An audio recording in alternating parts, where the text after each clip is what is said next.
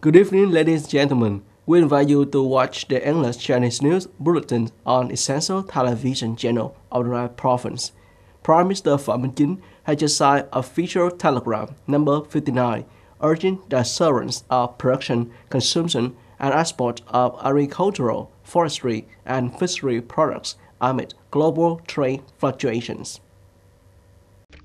The Prime Minister assigned the Ministry of Agriculture and Rural Development and the Ministry of Natural Resources and Environment to direct local office to boost agricultural production, especially food and foodstuffs, to ensure sufficient domestic supply while also serving export needs, thus formally securing national food security in all situations. The State Bank of Vietnam is to maintain and consider expanding preferential credit packages for the agricultural, forestry, and fishery sectors and continue to offer loans to support businesses in maintaining production, creating jobs, ensuring livelihoods, income, and living conditions for workers. The Prime Minister also requested provincial and municipal chairpersons to direct local authorities to strengthen inspection and prevention of fraud, cultivate origin labeling, and the misuse of harmful chemicals that threaten consumer health and reputation of Vietnamese agricultural products.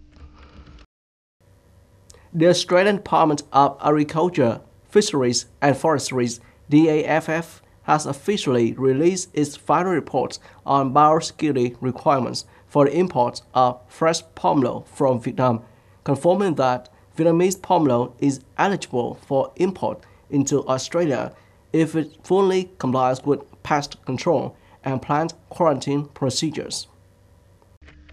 Following the report release, Australia will conduct final verifications with Vietnam to ensure the capacity to implement quarantine measures. According to the Ministry of Agriculture and Environment, the pomelo cultivation area in Vietnam has doubled over the past 5 years, from 50,000 hectares in 2015 to over 1,000 hectares, with production nearing 1 million tons, mainly concentrated in the Malcolm Delta, Red River Delta, and Northern Midland and Mountainous region. The North Provincial Labour Confederation has announced that in June it will organize the Green Kindergarten Festival for the children of workers at preschools and kindergartens, funded by foreign invested enterprises in Đồng Nai in 2025. This new program aims to provide care and life skills training for children of laborers. The province currently has 8 foreign invested preschools and kindergartens. Each school is expected to form a team of 10 to 15 children and 2 teachers to participate in the festival. The teams will be supervised by both upper-level and grassroots trade union officials. During the event, the provincial leaders and trade union representatives will present gifts to children and teachers. The children will also enjoy a recreational trip to the Mango Garden Ecotourism area on June 8th. On May 9th, the Executive Board of Vietnam Buddhist Shanghai in Long Thanh District have a grand Vesak celebration, performing traditional ceremony to pray for national peace, people's happiness, and the success of all Buddhist activities.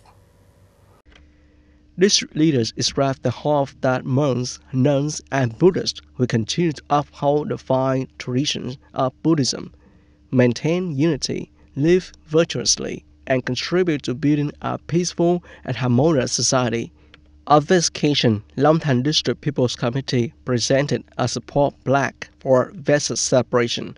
The organizing committee also distributed 200 gifts, each worth 5,000 dong, to underprivileged residents in the district.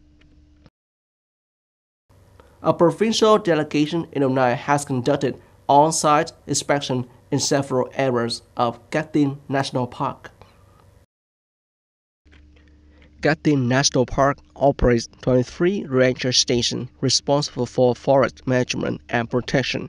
In Đồng Nai alone, nearly 100 staff are stationed across 15 posts. At the beginning of the dry season, the park proactively implemented fuel reduction activities to prevent fire. Mr. Nguyễn Thanh Long, Deputy Head of Tiếng National Park Ranger Division stated, "Our fire prevention plan has been 100% completed. We have conducted awareness campaigns, reduced flammable materials, and finished all protective infrastructure." The park has signed connection agreements on forest protection with neighboring forest owners, and ranger stations have partnered with police and military commands in 22 buffer zone communes. Mr. Ngô Văn Vinh, head of Đồng Nai Forest Protection Department, added, "The fire prevention plans have been timely. Patrols and fire watch procedures are well organized, safe, and effective.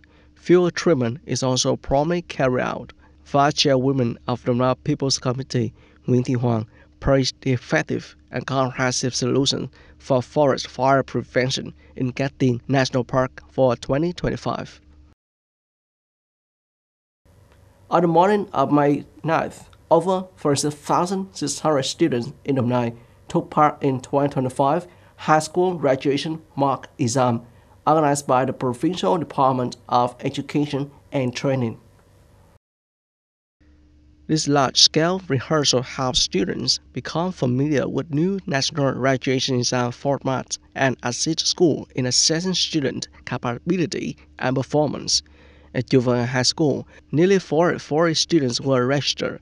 The school arranged 20 exam rooms with 2 proctors per room. Mr. Bùi Phú Xuân, Vice Principal and Deputy Head of Exam Site, said, "The school had reviewed and fully equipped all essential materials in accordance with examination regulations." According to the Department of Education and Training, Đồng Nai has 93 exam sites. In the morning session of May the 9th, students completed 120-minute literature test. Student Ngô Huyên Hồng Ngân from class 12A1 said, "Not including textbook tests in the exam may make it harder, since we lack reference material, but also good encourage creativity and broader revision." Student Vũ Anh Nguyên from class 12A8 added, "This year's exam theme was humane and meaningful, related to Afro-Futurist, and it encouraged youth to develop the country with modern technology." On the afternoon of May the 9th, candidates will take the math exam 90 minutes long. On the morning of May 10th, they will continue to take 2 elective subjects, 60 minutes long for each subject.